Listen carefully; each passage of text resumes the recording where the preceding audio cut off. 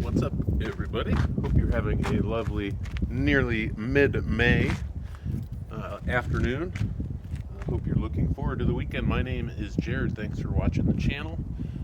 If you haven't watched any of my prior videos, over the course of the last 2-3 years, I've talked mainly about the course of the economy. I had a business degree. I've owned small businesses, come from family of small business, but kind of getting in more to golf. Thanks again for all the emails I've gotten since my last video. So I'm going to be doing more of the golf tips. Check out my last video if you haven't seen it. I have over 30, I don't know about over, but 32 years of golf experience. I'm in my mid 40s here in Southern California, up here in the mountains, Pine Mountain Club to be more specific. But I'm going to keep today's video as brief as I can, but just want to help out everybody. Thanks again for the emails. People starting out just playing golf, many experienced golfers. Even if you don't play golf, I cover a few things about what golf and life coincide with one another. So if you're not a golfer, send it to a friend, your husband, your wife, your cousin, your aunt, your uncle, anybody that does golf. I have some links in the video description below for 2 golf products that every golfer of any skill level should have. Discount code down below. Get 10% off with the code YouTube. YouTube is the coupon code on my 2 websites listed down below. They are my websites, not affiliate links. So head on over there. Inexpensive products you can get, but you do need them. Just doing a little bit of stretching here, and I'm going to go over a few things, some notes I jotted down. So stay tuned. Give the video a thumbs up. Please subscribe to this channel. It doesn't cost you anything. And click that share button and throw a comment below. But one of the drills I've done since I first started playing golf when I was a young kid is just warming up one-handed with a wedge, lob wedge, sand wedge. Get the muscles flowing, and I'll keep all of my other stretches for another video, because I've seen so many people, I'm sure you have, throw a comment below, who just go out to play, and they either go to the range to warm up and they just take their driver out and start whacking driver. You have, just like any other sport, some people don't call it a sport, hobby, whatever.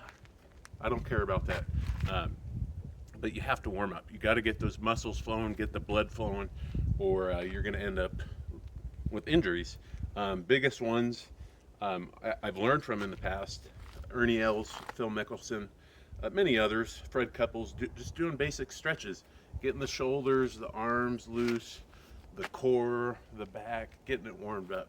So what I like to do too, and if you've played as long as I have, I've had this wedge so long, I'm going to cover this, an old Callaway X Tour 56 sand wedge. But once you've played as long as I have, I don't know if you can see that, you tend to hit it in the center of the face. But keep it up. Golf is a game of trial and error. Like I mentioned in my last video. Enough babbling, let me get right to it for you guys. Let me put that away. I'll hit a couple shots just to warm up for you. Before I get into it, one thing, I have a little demonstration here to show you. One thing I've done since I first started playing, a great book. If you haven't had it, if you're just starting out in golf or an experienced golfer, get Harvey Penick. He was a famous golf teacher out of Texas. It's called Harvey Penick's Little Red Book. Harvey Penick, P-E-N-I-C-K-S, Little Red Book, famous golf book. Get it. It's got all the basic instruction in there. So I'm going to hit a few wedges, but what he talks about, and you'll see in my swing, I'll do different angles and mix it up for you guys. But just to get ahead on here, check out my last video on what I covered, some of the fundamentals in the golf swing that you need to have up here. Just 4 basic thoughts, not 100. I do what's called, I'm sure many of you have heard of this, before every shot: driver, iron, putter, chip shot, bunker shot, a little forward press. That's what that is called. It gets the swing started, okay? And in the past, I used to do it too much. You don't want, people always hear, keep your hands ahead of the ball. Not true on the majority of golf shots. You want it You want your hands at address slightly forward. I used to start out with my hands forward and then forward press, and you're just de-lofting the club. And today's clubs are coming with more and more stronger lofts, so many people don't realize that. Just imagine, that's what I love about these Hogan irons, not sponsored in any way. They're not de-lofted too much. When I ordered these custom on their website many years ago, I got them a 1/2 inch over length. They got the KBS 120 gram extra stiff shaft, mid-size grips. Many people just think there's not different size grips, but I'm a tall guy, big hands. I like the mid-size grip. Anyhow, getting a little off track.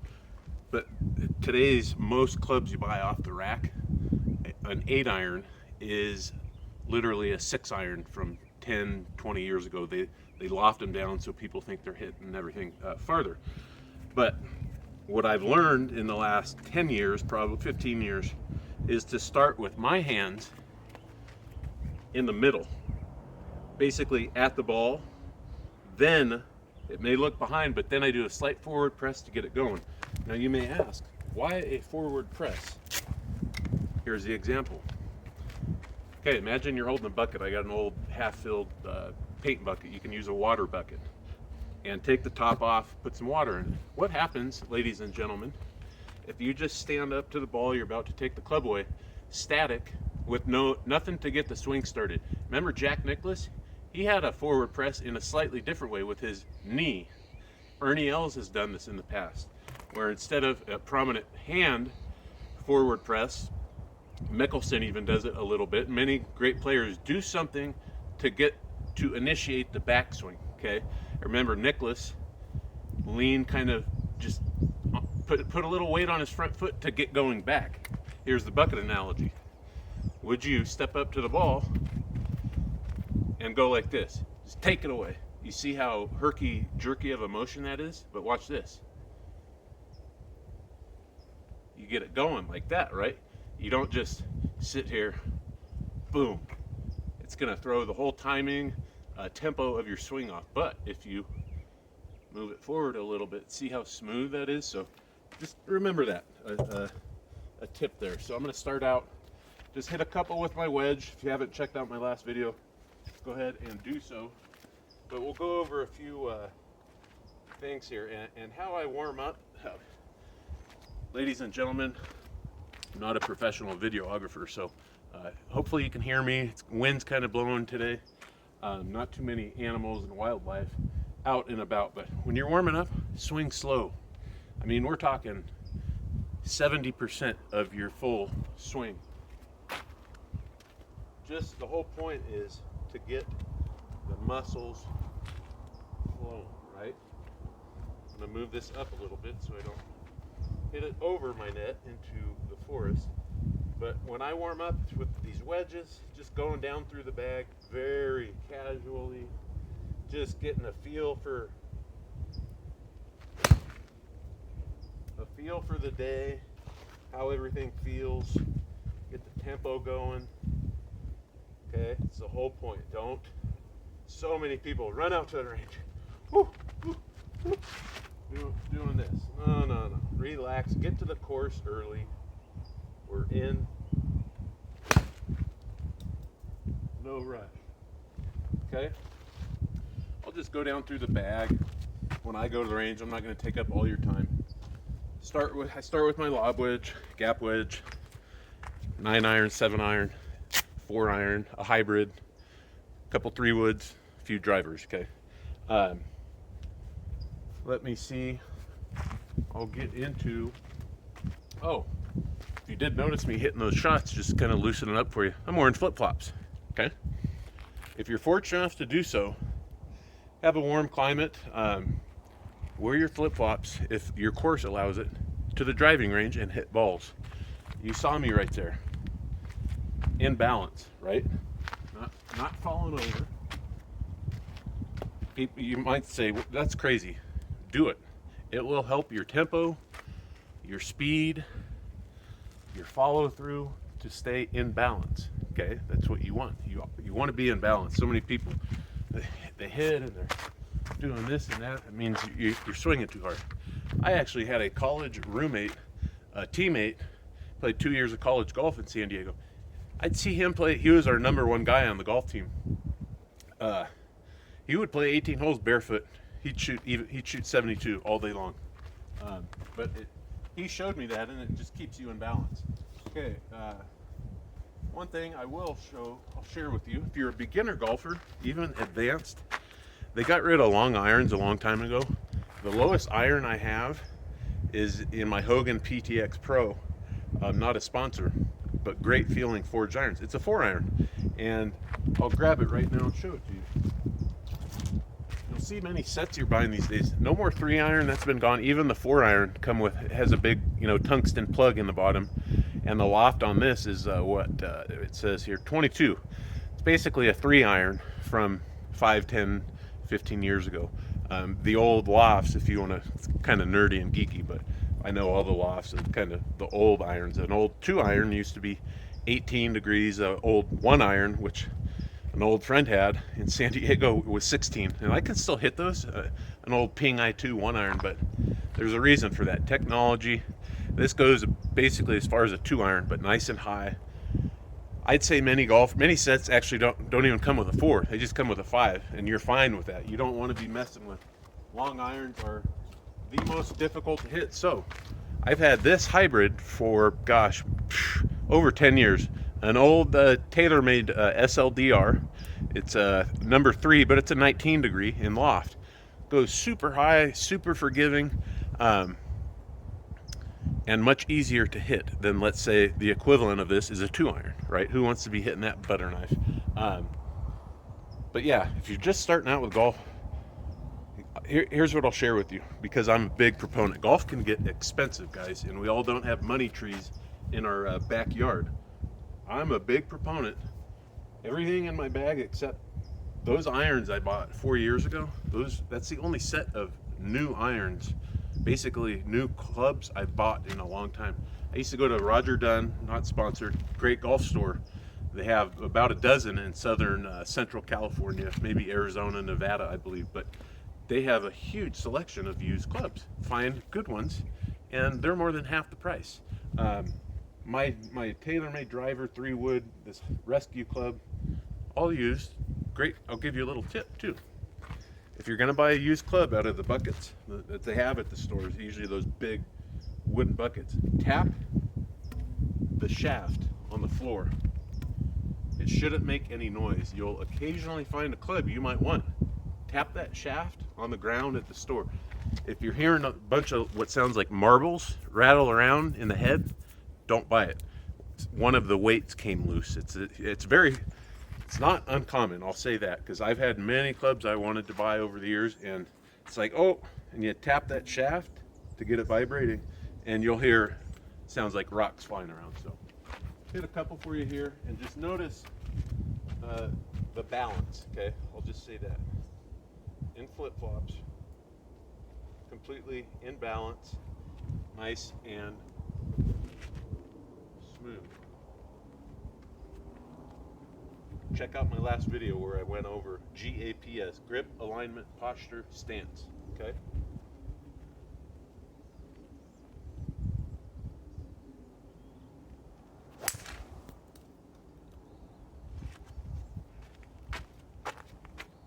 Okay, now I'll share with you one last thing. I'll hit a couple drivers and I'll wrap the video up. Throw a comment down below.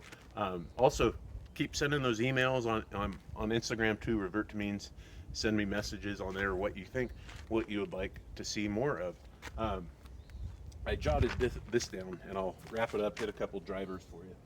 I mentioned this last video. People say golf is dumb. Well, golf and life often intertwine. Just something I wrote down. In golf, when you're playing golf, we've all done it. We're all gonna do it, no matter how good you are. The pros do. You hit a bad shot. Maybe you hit one out of bounds into a lake. Whatever. You mishit it really bad. You top it. You thin it. That's the great thing about golf. It teaches what's a little uncommon in society these days. It's your fault and it's my fault. It's our fault. You can't blame it on something. And you see that every once in a while with people. Oh, I heard a noise go off. Oh, the wind. Oh, the bird distracted me. Blah, blah, blah. No. Take responsibility. Okay? Put my handy dandy tee in here.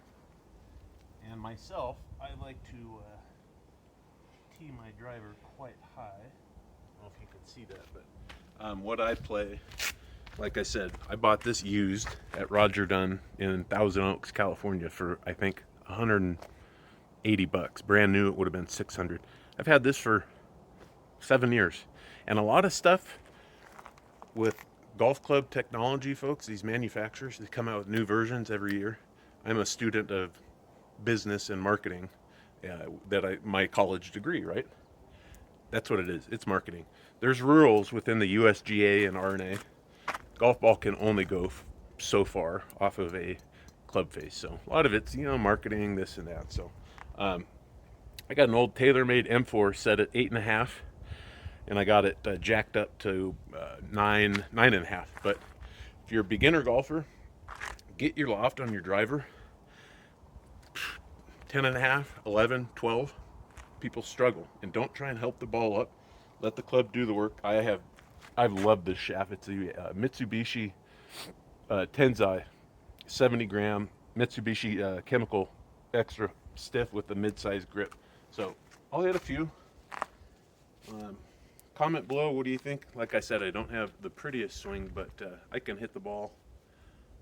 It's all you want to do, guys, gals. Get that ball in the center of the face. Don't swing hard. Let the club do the work. Don't be trying to help. This is a big error I've seen over 30 years. People try and help the ball up. Help it up. No. Let the club do the work. You want to stay level through the ball. And then we'll get into further videos about timing and, moving of the hips, things like that. But same idea if I'm hitting a pitching wedge or a driver. Like I said last video, get behind it, see where I want it to go, and pull it off. More often than not, you will. Okay?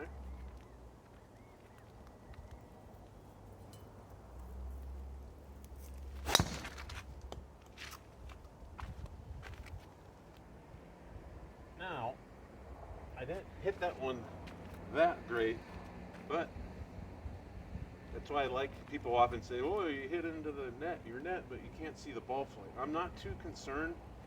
I have a driving range about a mile from my house that I do every once in a while, but this just helps me maintain that ball contact that I talked about last video. I can hit it pretty good.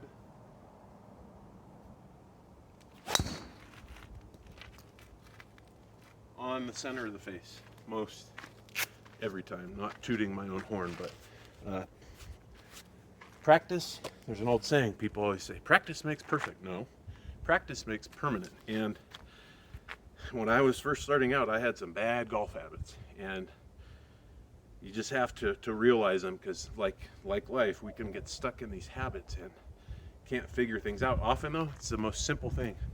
Where are you aimed? How's your stance? How's your grip? Not about, I need to go buy, I saw a TV ad for the most expensive clubs and I'm going to go buy them. So I'm going to wrap it up there, folks. Thanks for watching. Give it a thumbs up if you learned anything, and throw a comment below. Take care. God bless. And if you haven't seen my way prior videos, talk more about the economy, things like that. Check them out if you want, but be getting into some more golf type stuff, since that's what you guys have been emailing me and say do more of that, and some cooking and gardening videos to come soon. Have a great weekend. Take care. Bye.